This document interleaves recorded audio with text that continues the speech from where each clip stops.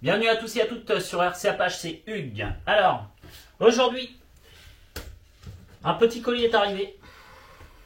J'ai dit petit parce que pour moi c'est petit.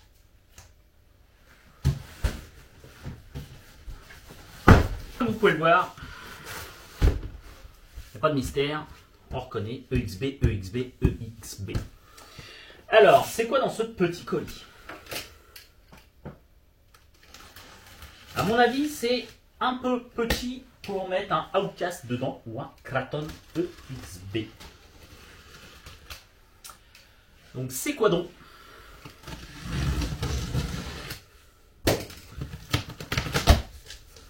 Padam padam padam. Et ouais les gars, vous allez me dire Hugues il est taré avec Arma.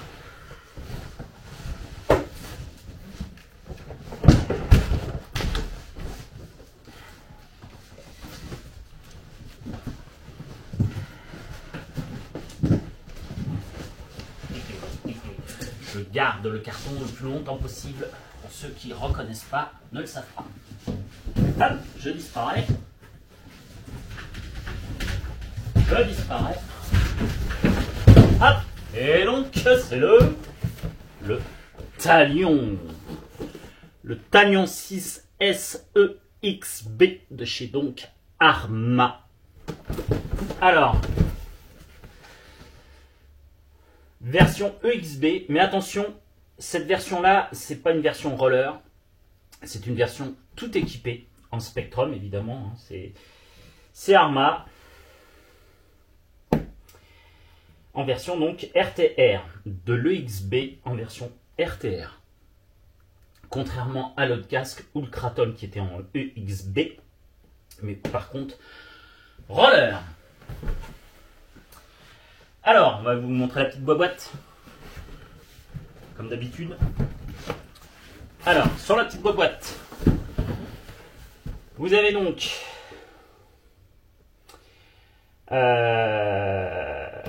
les tourelles en alu. On voit les amortos. Donc, classique, le châssis alu Arma. Les diffs. Les renforts, enfin tout ce qui est la version classique en EXB, les renforts en alu, etc. Et donc avec le Spectrum Firma 4074 2500 kV, donc le fameux moteur, ok. Et ensuite donc le Firma 150 ampères, classique aussi chez Arma. Servo S652 de chez Spectrum, toujours pareil, qui en métal, parce qu'il paraît, bon, ça tient la route. On verra bien. Ensuite, sur le côté, rien d'exceptionnel. Et sur ce côté-là, il y a un peu plus de trucs. Donc, oh, c'est le rappel. Hein. Donc, version ready to run, c'est-à-dire tu télécharges ton accu, tu les mets dedans, ça marche. Waterproof, comme ça. Moi sur le waterproof je suis pas fan, hein. Je vous le dis tout de suite, c'est bien waterproof mais c'est pas si top que ça. Metal Gear, c'est-à-dire pignon métal, donc jusqu'à 6S, moteur brushless, encore heureux, Smartech que je déteste. Moi ce qui me fait marrer c'est qu'il faudrait revérifier, parce que moi la dernière fois sur l'Apple Store, la version Apple Store VMC là, de l'application en fait ne fonctionnait pas en France. C'est-à-dire aux États-Unis tu pouvais télécharger l'application, mais en France tu l'avais dans le Baba Home. Ensuite, comme d'habitude, ils te disent qu'il faut mettre des accus Arma, enfin non pas Arma, Spectrum, des 5000 qui coûtent 3 bras, le chargeur qui coûte 1 bras et demi. Tout ça parce que c'est mieux, c'est du AVC, etc. Mais l'AVC, personnellement, moi je le décondamne à chaque fois. Pareil. Vous le savez bien, je suis pas fan des télécommandes Spectrum. Voilà, je suis pas fan.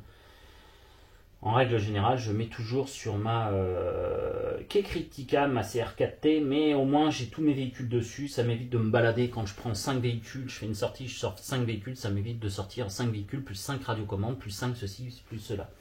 Voilà, donc...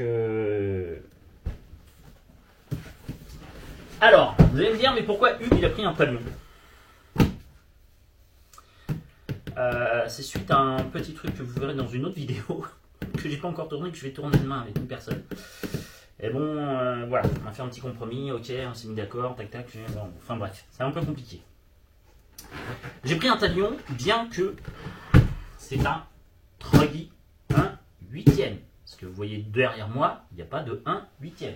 Je me retourne, non, j'ai un 7e, c'est vrai maintenant. Je redescends en catégorie. Bon. J'ai l'infraction qui lui a un 7e. C'est vrai. Tous les autres, entre guillemets, quoique le growler, normalement c'est un 6e, si ma mémoire est bonne. Le X-Max, c'est du 1 5e. Le Brentel, je me demande d'ailleurs si c'est pas du 1 6e. Je crois que c'est un 6e. Ouais, le Brentel, le Super Bajaret, c'est pas du 1 5e, si ma mémoire est bonne. Ma petite DBXL, c'est bien du 1 5e. Le Kraton, c'est bien du 1 5e. L'Aucas, c'est bien du 1 5e. Donc, 1 7e, l'infraction. 1 5e, l'AFG. Et donc, ce nouveau petit avion que je voulais tester. Alors, je vais garder la boîte. Sachez-le, en général, vous savez très bien si je garde la boîte. Je suis pas sûr de le garder. Je l'ai pris, c'est pour tester. Mais je pense que il y a de fortes chances que je le revende. Il y a de fortes chances. Pour moi, le talion, c'est un peu dans l'esprit du e-Revo que j'avais eu. J'avais eu le e-Revo 2 de chez Traxxas. Et je l'ai utilisé, le e-Revo, sans déconner. J'ai dû faire 3 packs avec et je l'ai rendu. La personne était super contente, parce qu'en plus, j'avais super bien équipé. Mais je sais pas, le e-Revo, j'ai pas accroché. J'ai peur que ça soit à peu près la même chose avec le talion. Vous me dire, bah à ce moment-là, il fallait pas l'acheter, mais si je l'achète, c'est pour tester et après je le revends, c'est pas très grave. Donc on ouvre la boîte. Hop, ça c'est la bestiole. Donc je ne vais pas détruire la boîte. Ah, petite surprise. Alors je vais vous dire petite surprise pourquoi. Eh ben en photo, vous savez que je suis assez pénible, j'aime les jolies choses. Et en photo, je trouvais, et même en vidéo, sur les vidéos qui ressortaient, je le trouvais moins beau. La carrosserie. Sauf que là, honnêtement, ça passe. Non, ouais, honnêtement, c'est correct. Alors, dedans,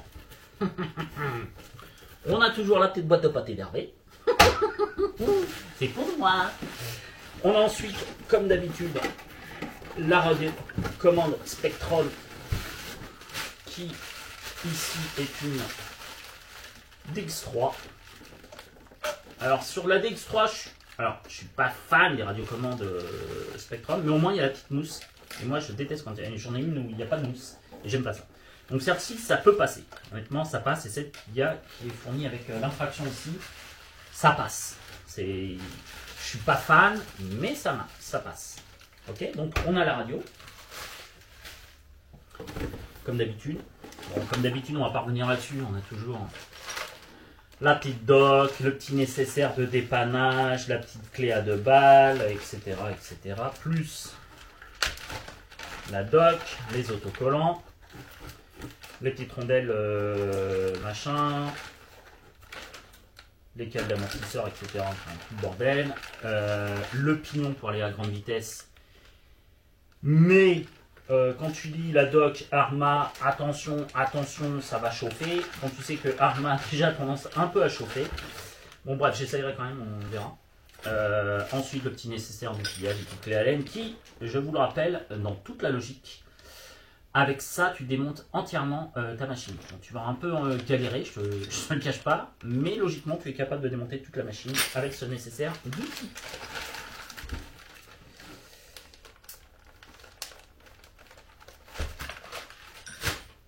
Alors, ensuite, la petite bébête.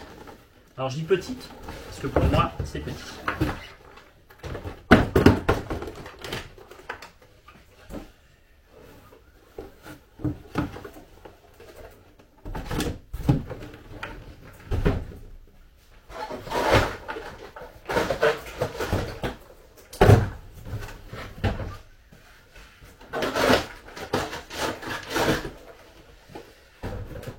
Alors,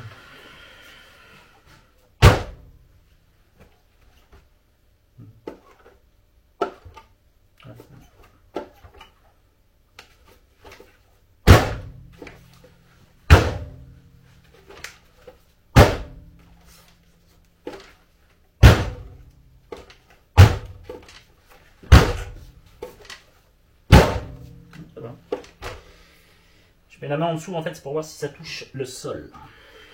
Alors, et ça ne touchait pas, parce que ça touchait à peine ma main. Alors, donc la petite carrosserie qui est pas si moche que ça. Honnêtement, j'avais très peur. C'est dans mon style. Vous savez que j'aime beaucoup les carrosseries Arma. Et je trouve personnellement la série EXB à mon goût. Je répète, à mon goût, certains détestent. Comme le seigneur Mani, lui, les déteste. Il n'aime pas du tout. Moi, honnêtement, j'aime bien. Alors c'est un Truggy. Je ne suis pas super fan non plus des Truggy. Mais je trouve que la carrosserie, une fois de plus, est assez réussie. Et comme je dis toujours à chaque fois, chez Arma, ce qui est bien, c'est que eux essayent de faire des jolies carrosseries. Ce n'est pas le cas de tout le monde. J'ai envie de dire, bon, bah, c'est à peu près partout pareil. Donc, ok. Pour ceux qui veulent voir vraiment l'intérieur, voilà.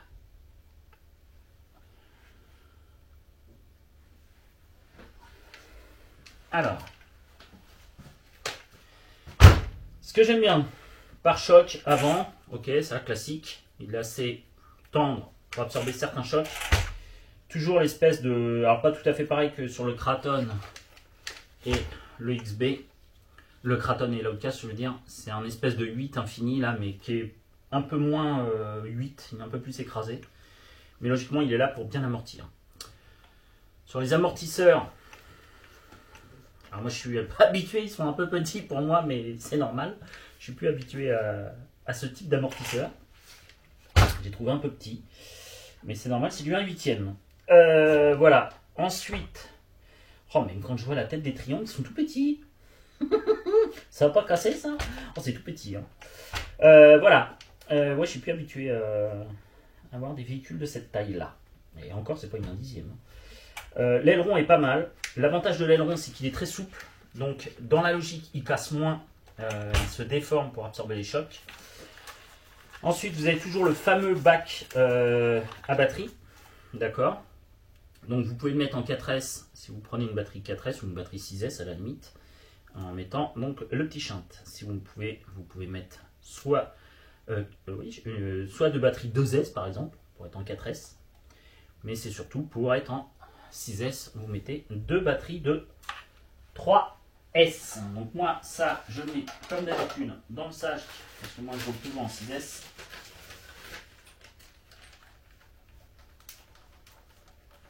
Ça va, il est pas trop moche. Alors, petit défaut, je trouve. C'est un véhicule qui est très nerveux. Et moi, le petit défaut que je remarque tout de suite, et je l'avais vu, hein. Petit défaut, il n'y a pas de en roulette. Et ça, quand c'est un véhicule qui est tout le temps comme ça, parce que ça a la patate. Hein. Enfin, je vais voir, mais logiquement, ça a la patate. Donc quand il est tout ça, à chaque fois, entre guillemets, tu abîmes ton aileron. Donc ça m'embête. Et les roulettes, en fait, arrière aussi, moi je trouve, certains détestent ça. Moi je trouve ça pas si mal que ça. C'est que ça te fait une sorte de pare-choc. Ça te protège l'arrière-train. D'accord. Alors, logiquement, vous allez me dire, on tape rarement du derrière, mais ça peut arriver. Et je trouve ça un peu dommage. Et si ta bécane, entre guillemets, suite à un saut que tu réceptionnes mal, tombe comme ça, le problème c'est que c'est ton aileron qui va taper. D'accord. On est d'accord. L'aileron tape, plus tes roues, tes triangles, etc. Donc tu risques de déformer. Donc je trouve ça un peu dommage et je vais essayer de trouver, moi, quelque chose à l'arrière. Pour faire des roulettes, je pense que ça doit exister. Après, il y a les jantes. Alors, on aime ou on n'aime pas, des jantes pleines. Ouais, c'est un nouveau concept, c'est assez bizarre. Je suis pas super fan. Les pneus, ouais, ça fait pas pareil que sur le 5e. Mais a priori, ça passe. Ah, par contre, il touche pas le sol. Hein. A priori, franchement,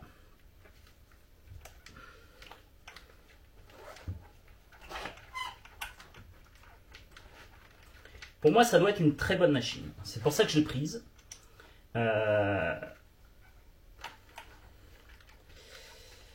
Je pense que... Pour moi, j'appelle ça le concurrent de l'Irevo. C'est un peu dans le même principe comme Treuilly. Bah écoutez, voilà. Donc toujours pareil, chez Arma, je ne vais pas vous faire la déballe à chaque fois, c'est toujours la même chose. Ici, le boîtier pour le récepteur. Ici, la boîte à accu. Donc, par contre, ça, je suis pas super fan. Je trouve ça un peu fastidieux à mettre, etc. J'aime bien quand il y a un rebord, même qui remonte, qui coulisse. Comme dans la Vicas et le Kraton. Si ma mémoire est bonne, je crois qu'on a un rebord et au moins on coulisse par rapport à ce qu'on veut. Moi, les sangles comme ça me casse un peu les pieds pour bloquer les batteries. Mais bon, après, c'est comme ça, c'est pas très grave. C'est du détail.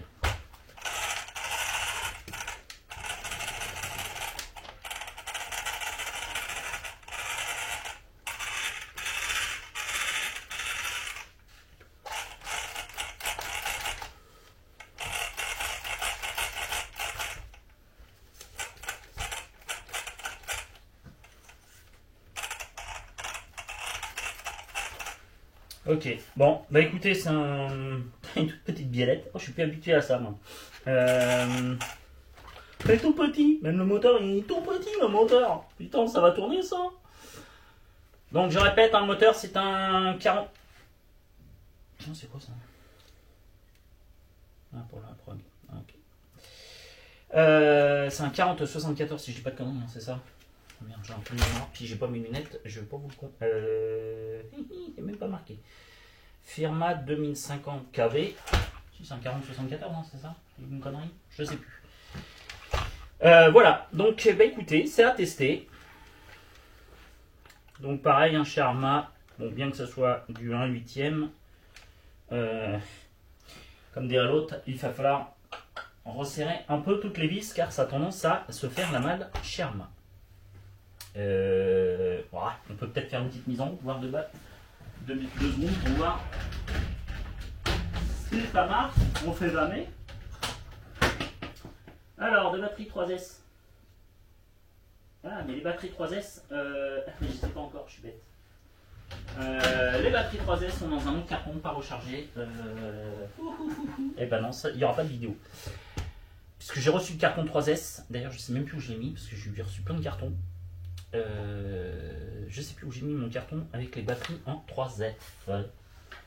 Je sais plus. Parce qu'en fait, je vous explique, j'ai repris donc ceci, le talion.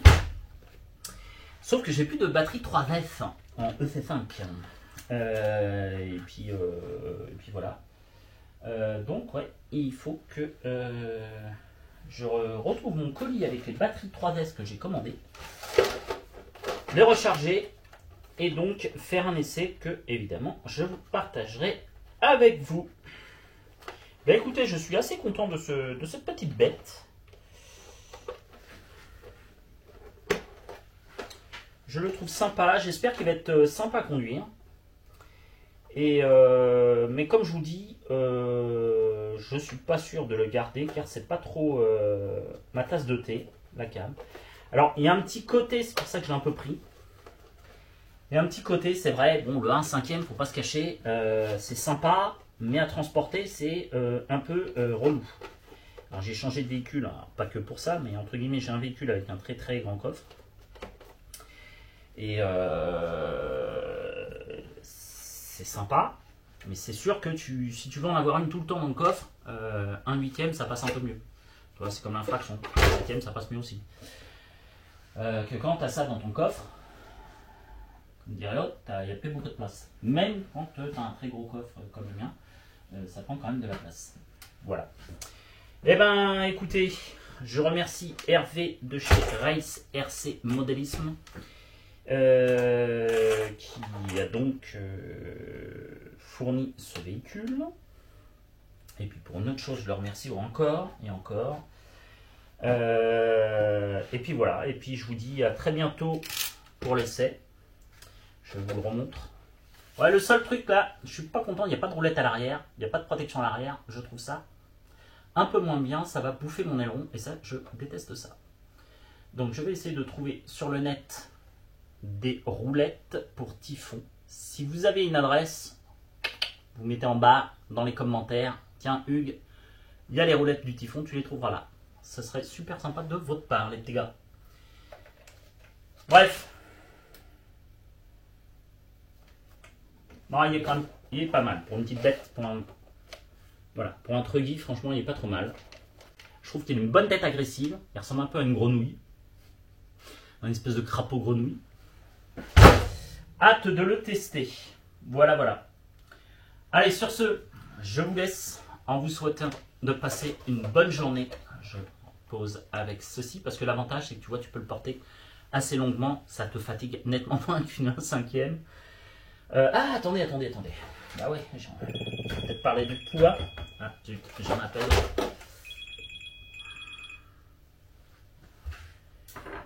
Ça sert à rien les amis, c'est du direct. Alors, hop, 2 secondes. On va le poser comme ça pour pas que ça touche. Et. Ah, c'est pas terrible comme je fais là. Ah, c'est pas bon.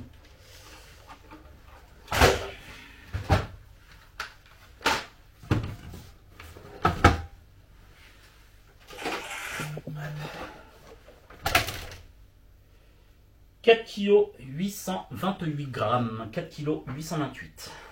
Voilà. Donc c'est quand même moins lourd qu'une RC 1/5 qui fait 12 kg à vide, presque. Pour la plupart. Voilà. Sur ce, donc je vais vous souhaiter de passer une bonne fin de journée. Je vous dis à très bientôt sur RC Apache. N'oubliez pas de vous abonner. Il y a la page RC Apache sur Facebook. Sur YouTube, abonnez-vous. Bref, soyez les bienvenus. Allez, à très bientôt avec Hugues sur RC Apache. Ciao!